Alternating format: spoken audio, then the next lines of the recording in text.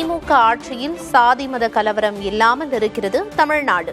அமைதியை கெடுக்க நினைத்த பாஜகவின் சதித்திட்டம் தவிடுபொடியானதாக கரூர் பொதுக்கூட்டத்தில் மு.க.ஸ்டாலின் பேச்சு. இந்த திராவிட மாடல் ஆட்சியில சாதி கலவரம் இல்ல, மத கலவரம் இல்ல, கும்பல் வன்முறை இல்ல, தமிழ்நாடு அமைதியாக இருக்கு. இந்த அமைதியை கெடுக்க அவங்க பரப்பக்கூடிய பொய் செய்திகள் எல்லாம் புஸ்வானமாக ஆயிடுச்சு.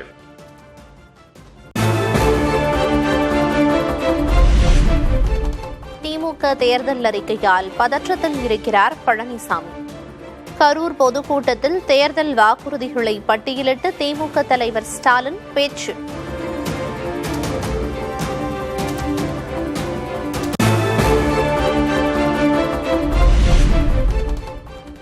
செந்தில் பாலாஜி இருப்பதால் கரூரை பற்றி கவலை இல்லை. செந்தில் பாலாஜி புகுந்த வீடுதான் கோவை, பிறந்த வீடான கரூரை என்றுமே அவர் மறக்க மாட்டார் என மு.க.ஸ்டாலின் பேச்சு. என்னுடைய இணைய சகோதரர் செந்தில் பாலாஜியுடைய மாவட்டம் இது. நிச்சயம் 100% வெற்றி உறுதி. நீங்க யாரும் கவலைப்படாதீங்க. அவர் புகுந்த வீடுதான் கோவை, அவர் பிறந்த கரூரை என்றும் மறக்க மாட்டார்.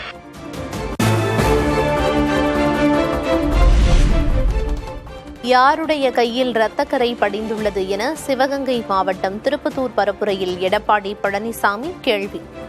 திமுக ஆட்சியில் சட்டம் ஒழுங்கு சீர்கெட்டுள்ளதாக சுட்டிக்காட்டி சாடல். புதுசா ஒரு கண்டுபிடிச்சிருக்கார் ஸ்டாலின், இபிஎஸ் கையில் ரத்தக்கரை படித்துள்ளது. என் கை சுத்தமா இருக்கு.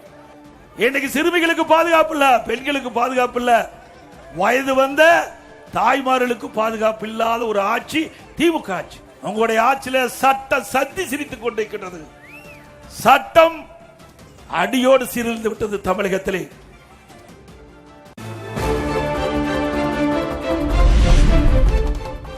வாஜ்பாய் ஆட்சி காலத்தில் பாஜகவுடன் கூட்டணி அமைத்த கருணாநிதி சங்கியா? மு.க.ஸ்டாலினுக்கு எடப்பாடி கே. பழனிசாமி கேள்வி. உங்களுடைய அப்பா திரு கருணாநிதி அவர்கள் சங்கியா வச்சுக்கிறாரா? இது யாரோட இருக்கிறாரு? யாரோட இருக்காருங்க? திரு வாஜ்பாயோட தானே இருக்கிறாரு. திரு மாமா திரு முரசொலி மாறன் அவர் யாரோட இருக்காரு? அப்ப திரு கருணாநிதி அவர்கள் சங்கியா?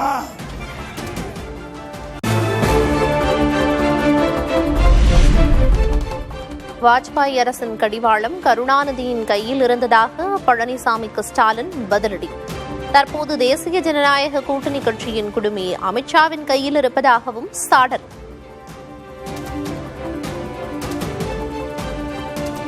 கலைஞரும் வாஜ்பாயும் இருக்கிற போட்டோவை கண்டிச்சு நீங்க கூட்டணி வைக்கிறியா அப்படின்னு கேட்கிறாரு.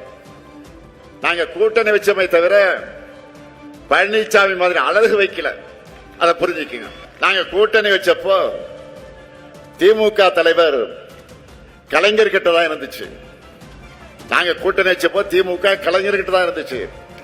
ஆனா இப்ப அதிமுக அமித்ஷா கிட்ட இருக்கு.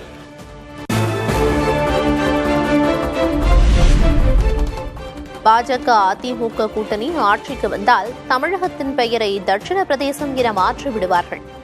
திருச்சி பொதுக்கூட்டத்தில் திமுக தலைவர் மு.க.ஸ்டாலின் குற்றச்சாட்டு. தமிழ்நாடு தமிழ்நாடாக தான் இருக்கணும். உத்தரப்பிரதேசம் போல மணிப்பூர் போல வன்முறை காடா மாறக்கூடாது. இவங்க வந்தா தமிழ்நாட்டோட பேரை தட்சிண பிரதேசம் கூட மாற்றவும் தயங்க மாட்டாங்க.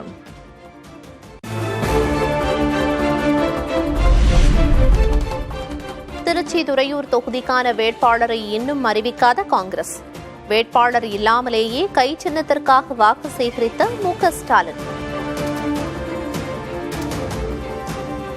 துறையூர் சட்டமன்ற தொகுதி நம்முடைய தோழமை இயக்கமான காங்கிரஸ் இயக்கத்திற்கு அந்த தொகுதியை ஒதுக்கி இருக்கிறோம். விரைவில் நம்முடைய அன்பு சகோதரர் ராகுல் காந்தி அவர்கள் அறிவிக்க இருக்கக்கூடிய அந்த வேட்பாளரை, காங்கிரஸ் கட்சியுடைய வேட்பாளரை துறையூர் மக்கள் கை சின்னத்தில் உங்கள் பொன்னான வாக்குகளை வழங்கிட வேண்டும்.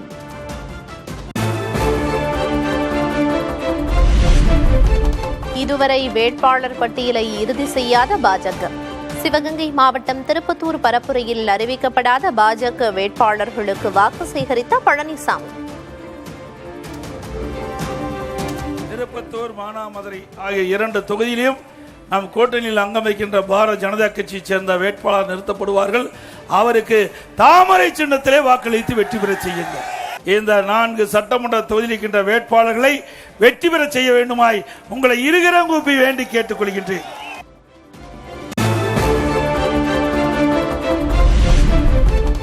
சிறுபான்மை மக்களின் பாதுகாவலராக திகழ்கிறது திமுக அரசு. வாணியம்பாடி தொகுதியில் உதயநிதி ஸ்டாலின் பரப்புரை.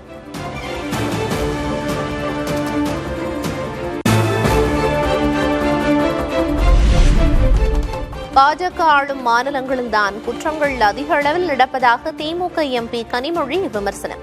திமுக அரசு குற்றவாளிகளுக்கு விரைந்து தண்டனை வாங்கித் தருவதாகவும் பேட்டி.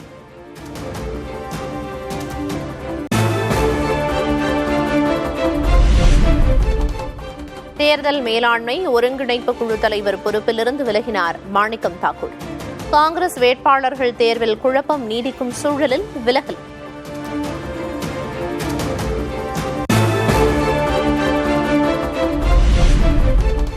சென்னை சத்தியமூர்த்தி பவனில் காங்கிரஸ் நிர்வாகிகள் போராட்டம். சேவாதள காங்கிரஸ், மகிழா காங்கிரஸ் தலைவர்களுக்கு சீட் கேட்டு தனித்தனியே முழக்கம்.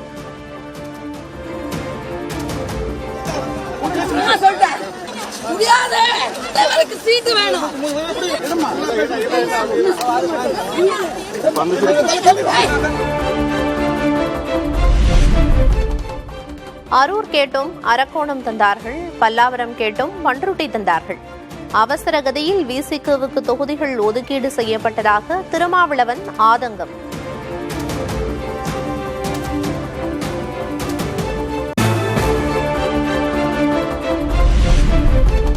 சட்டமன்ற தேர்தலில் ஆளூர் ஷானவாசுக்கு மீண்டும் வாய்ப்பு வழங்காதது ஏன்? நாகையில் மீண்டும் போட்டியிட ஷானவாஸ் விரும்பவில்லை என விசிக தலைவர் திருமாவளவன் விளக்கம்.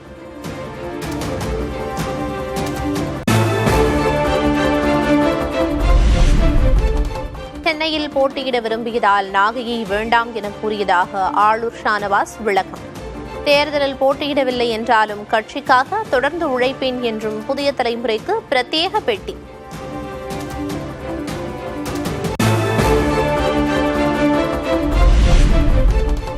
பாமக தேர்தல் அறிக்கையை வெளியிட்டார் அன்புமணி.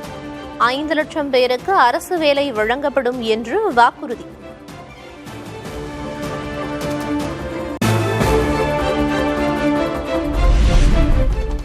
சீர்காழி உள்ளிட்ட அனைத்து தொகுதியிலும் திமுகவின் உதயசூரியன் சின்னத்தில் மதிமுக வேட்பாளர்கள் போட்டி. மதிமுக பொதுச் செயலாளர் வைகோ திடீர் அறிவிப்பு.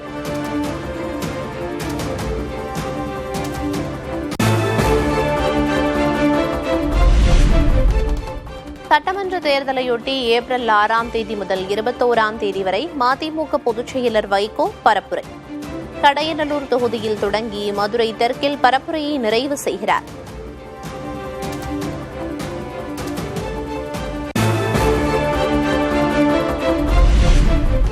ஒய் பிரிவு பட்டியலில் உள்ள விஜய்க்கு தமிழகத்தில் போதிய பாதுகாப்பு வழங்க அறிவுறுத்த வேண்டும். மத்திய உள்துறை அமைச்சர் அமித்ஷாவிடம் உதவி கோரி தாவைக்க இணை பொதுச் செயலர் நிர்மல்குமார் கடிதம்.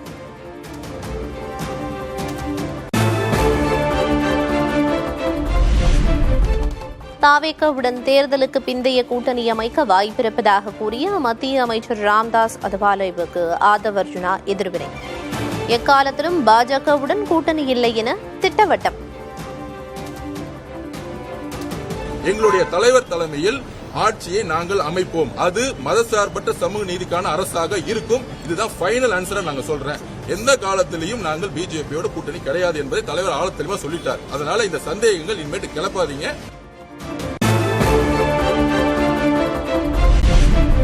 புதுச்சேரியில் ஏப்ரல் 5ஆம் தேதி நடைபெற இருந்த விஜய் பரப்புரை 4ஆம் தேதிக்கு மாற்றம் என தகவல். அமித்ஷா, நிதின் நபீன் பரப்புரை செய்ய இருப்பதால் முந்தைய நாளே பரப்புரை மேற்கொள்ள அனுமதி கேட்டு மனு.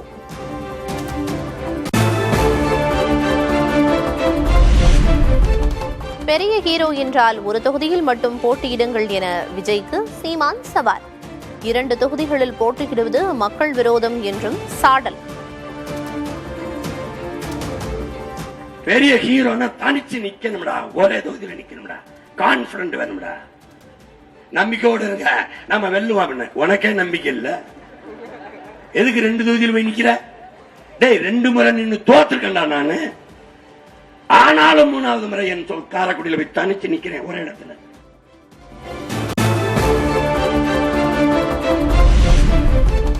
சசிகலாவின் கட்சியின் வேட்பாளரானார் உசிலம்பட்டி முன்னாள் எம்எல்ஏ ஐயப்பன். திமுகவில் இணைந்தும் அனாதையாகவே இருந்ததாக ஐயப்பன் குற்றச்சாட்டு.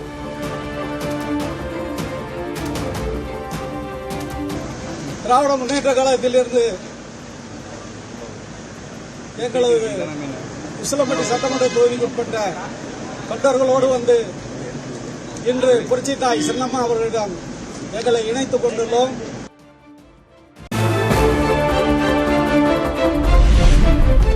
தருமபுரியில் புதிய தலைமுறையின் ஜனநாயக திருவிழா கோலாகலம். கலை நிகழ்ச்சிகளுடன் தொடங்கிய மக்களுடன் புதிய தலைமுறை.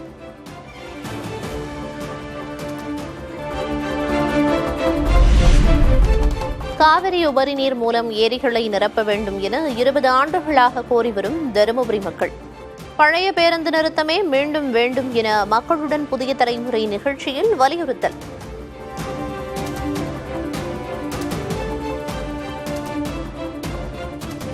ஆண்டு காலமாக கோரிக்கை காவிரி உபரிநீர் திட்டம். காவிரி உபரிநீர் திட்டம் தருமபுரி மாவட்டத்தில் உள்ள அனைத்து ஏரிகளும் வந்து நிரப்பணும்னு சொல்றாங்க. வாக்குறுதி மட்டும் தான் கொடுக்குறாங்க. பழைய பஸ் நிலையத்திற்கு பஸ் வந்து சென்றால் மட்டும்தான் நீங்க ஹாஸ்பிட்டலுக்கு போக முடியும், துணி கடைக்கு போக முடியும், ஜவுளி கடைக்கு போக முடியும். எந்த ஒரு அனைத்து வசதியும் இருந்த இடம் இது. ஆகையால மறுபடியும் பஸ் நிலையம் இங்கேயே மாத்தணும்.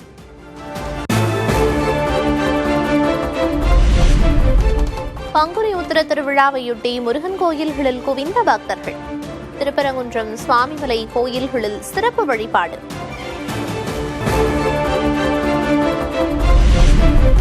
சென்னையில் ஆபரண தங்கத்தின் விலை ஒரே நாளில் 3040 ரூபாய் உயர்வு.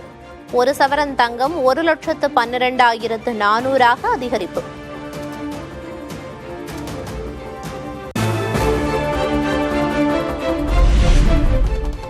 அசாமில் ஆட்சிக்கு வந்தால் சட்டவிரோத ஊடுருவல்காரர்களை பாதுகாக்க காங்கிரஸ் சட்டம் கொண்டுவரும்.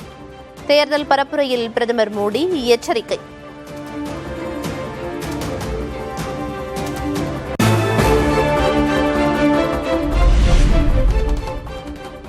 பாஜக இரட்டை அடிமை அரசாக இருப்பதாக காங்கிரஸ் பொதுச் செயலாளர் பிரியங்கா காந்தி அசாம் தேர்தல் பரப்புரையில் விமர்சனம். பிரதமர் மோடி டிரம்புக்கு அடிமை என்றும் முதல்வர் ஹிமந்த பிஸ்வ சர்மா மோடிக்கு அடிமை என்றும் பேச்சு.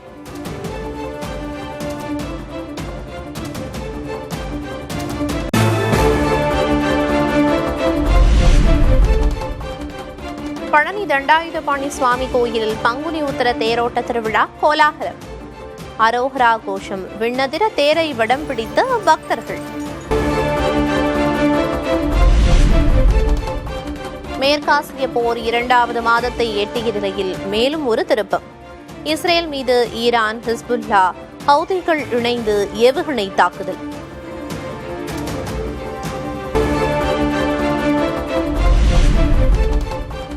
லெபனான் தலைநகர் பெய்ரூட்டில் இஸ்ரேல் படைகள் தொடர் தாக்குதல். 5 பேர் கொல்லப்பட்டதாகவும் 21 பேர் காயமடைந்ததாகவும் லெபனான் அரசு அறிவிப்பு.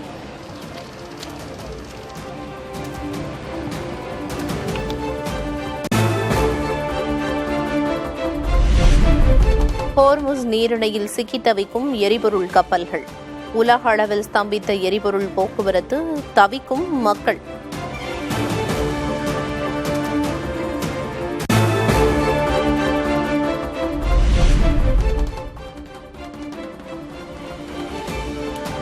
நயாராவை தொடர்ந்து பெட்ரோல் டீசல் விலையை உயர்த்தியது ஷெல் நிறுவனம். பெட்ரோல் விலை லிட்டருக்கு 7 ரூபாய், டீசல் விலை லிட்டருக்கு 25 ரூபாய் அதிகரிப்பு.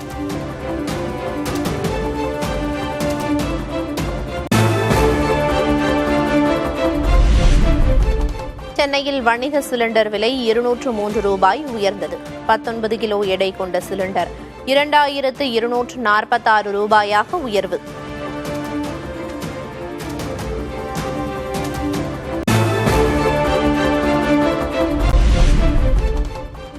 நேரப்படி நாளை காலை 6:30 மணிக்கு தொலைக்காட்சியில் பேசுகிறார் அதிபர் ட்ரம்ப்.